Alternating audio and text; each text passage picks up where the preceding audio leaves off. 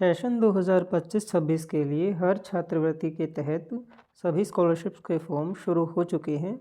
इसके लिए post matric scholarship जो एससी स्टूडेंट्स के लिए है उसकी जो अंतिम तिथि है वो 30 नवंबर 2025 है, और पोस्ट मैट्रिक स्कॉलरशिप जो BC, EWS and DNT students के लिए है वो भी 30/11/2025 के लिए ओपन है। और जो गवर्नमेंट कॉलेजेस में पढ़ते हैं, हरियाणा के गवर्नमेंट कॉलेजेस में जो स्टूडेंट्स पढ़ते हैं उनके लिए consolidated stipend scheme for SC students, ये वाली स्कीम है, ये भी 30 नवंबर के लिए इसकी अंतिम तिथि है। और भी आप बहुत सारी स्कीम्स यहाँ पे देख रहे होंगे। यहाँ 10 नंबर तक की जो स्कीम्स है उसकी जो अंतिम तिथि है वो 30 नवंबर 2025 रखी गई है। इसके लिए जो आपकी फैमिली आईडी के अंदर जो सालाना आय है वो 2.5 लाख या उससे कम होनी चाहिए। इसके ऊपर आप स्कॉलरशिप के लिए आवेदन नहीं कर सकते। और हरियाणा के आप निवासी होने चाहिए, चाहे आप हरियाणा से बाहर भी अगर शिक्षा ग्रहण कर रहे हो तो भी आप इस पोर्टल के ऊपर अप्लाई कर सकते हो। बस शर्त ये है कि आप हरियाणा के निवासी हो, उसके लिए आपको हरियाणा डोमिसाइल प्रोड्यूस करना पड़ेगा। इस योजना के लिए आवेदन करने के लिए आपको सबसे ऊपर मैं इस साइट का लिंक जो है डिस्क्रिप्शन में दे दूँगा, वहाँ से आप डायरेक्ट इस पेज पर पहुँच जाओगे। यहाँ स्टूडेंट पे आप क्लिक करोगे तो स्टूडेंट रजिस्ट्रेशन पे आप क्लिक करोगे अगर आपका बिल्कुल नया रजिस्ट्रेशन है। और अगर आप पहले भी इस स्कीम के लिए अप्लाई कर सके हो, आपको रिन्यूअल करना है, तो आप डायरेक्ट इधर यूज़र लॉगिन पे क्लिक करिएगा, अपने आईडी पासवर्ड डाल के डायरेक्ट आप रिन्यू कर सकते हो। जो नए स्टूडेंट्स हैं वो स्टूडेंट रजिस्ट्रेशन के ऊपर क्लिक करेंगे। यहाँ पे आप अपनी फैमिली आईडी डालेंगे, सर्च करेंगे, ओटीपी नंबर वेरीफाई करेंगे और उसके बाद आपका नाम आप सेलेक्ट करेंगे और अपना रजिस्ट्रेशन यहाँ पे जनरेट कर देंगे। यहाँ पे आपको अपनी मेंबर आईडी और पासवर्ड मिल जाएगा। उसके बाद आप यूज़र लॉगिन पे आके लॉगिन कर सकते हो। लॉगिन करने के बाद आपको ये ऑप्शन यहाँ पे मिलेंगे। उसके बाद आपको ध्यान देना है कि जो अपडेट ओटीआर का जो ऑप्शन है, इसके ऊपर आपको जो एनएसपी की वेबसाइट है वहाँ से आपको सबसे पहले अपना ओटीआर नंबर जनरेट करना है। ओटीआर नंबर जनरेट करने के बाद आप यहाँ पे इस नंबर पे सबसे पहले इस पर क्लिक करेंगे और वहाँ पे अपना ओटीआर नंबर आप एंटर करेंगे। उसके बाद आप अप्लाई फॉर स्कॉलरशिप पे क्लिक करेंगे। यहाँ पे आपके सामने सभी स्कॉलरशिप की लिस्ट आपको यहाँ पे दिखाई दे गई होगी। अगर आपको पोस्ट मैट्रिक स्कॉलरशिप एससी के लिए अप्लाई करना है तो इस पर क्लिक करेंगे, बीसी के लिए करना है तो आप बीसी वाले भी कर सकते हो। अगर हम डॉक्यूमेंट्स की बात करें तो सबसे पहले आपका फ़ोटो साइन, उसके बाद परिवार पहचान पत्र, फैमिली आईडी, डोमिसाइल यहाँ पे आप अपलोड करेंगे, आधार कार्ड, इनकम सर्टिफिकेट आप सरल हरियाणा की वेबसाइट से बनवा लेंगे।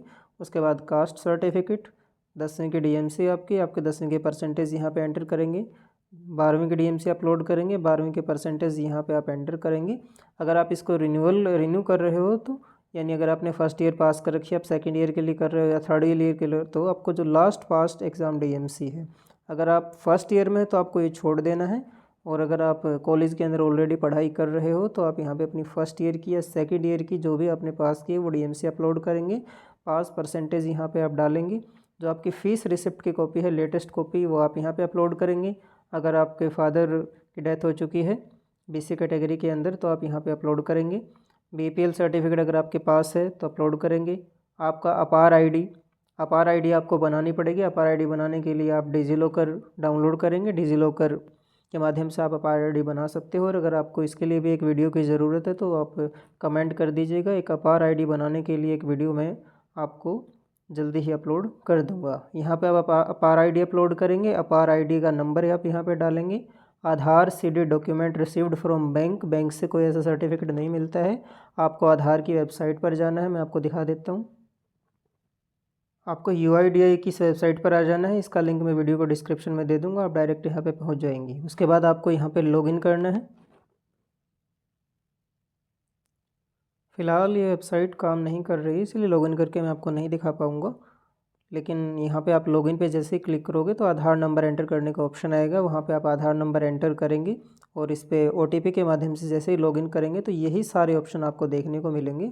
इस पे आप नीचे जाएंगे तो बैंक सीडिंग स्टेटस, इसके ऊपर आप जैसे ही क्लिक करेंगे तो आपके सामने आ जाएगा कि आपका आधार कार्ड कौन से बैंक के साथ लिंक है। बस आपको उस पेज का स्क्रीनशॉट लेकर वही पेज वहाँ पे अपलोड करना है। उसके अलावा आपको कोई भी और सर्टिफिकेट या कोई प्रूफ आपको बैंक से नहीं लेके आना है, यही आपको अपलोड करना होगा।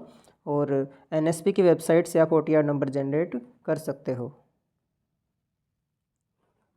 ओटीआर जनरेट करने के लिए आपको इसी स्टूडेंट वाले कॉलम में आपको लिंक मिलेगा, जनरेट ओटीआर एनएसपी। यहाँ पे आप क्लिक करोगे, आप एनएसपी की वेबसाइट पर पहुँच जाओगे। यहाँ पे आपको स्टेप दिख रखे हैं कि आप कैसे OTR को जनरेट कर सकते हो। यहाँ पे आप कंसेंट करोगे, उसके बाद आप नेक्स्ट करोगे। नेक्स्ट करने के बाद आपसे ये सारी चीज़ें मांगी जाएंगी। मोबाइल नंबर आप यहाँ पे फिल करोगे, OTP के माध्यम से वेरीफाई करोगे। उसके बाद आप अगले स्टेप पे पहुँच जाओगे। EKYC आपकी होगी आधार से, फिर फिनिश करके आपको एक OTR नंबर फाइनली मिल जाएगा। वही OTR नंबर आपको वहाँ पे अपडेट कर देना है। और अगर आपको NSP OTR नंबर जनरेट करने में भी परेशानी का सामना करना पड़ रहा है तो इसके लिए भी आप कमेंट कर दीजिएगा, मैं एक वीडियो और अपलोड कर दूँगा इसके लिए। और अगर आपको ये वीडियो पसंद आई तो वीडियो को लाइक करके चैनल को सब्सक्राइब कर लीजिए। Thanks for watching this video.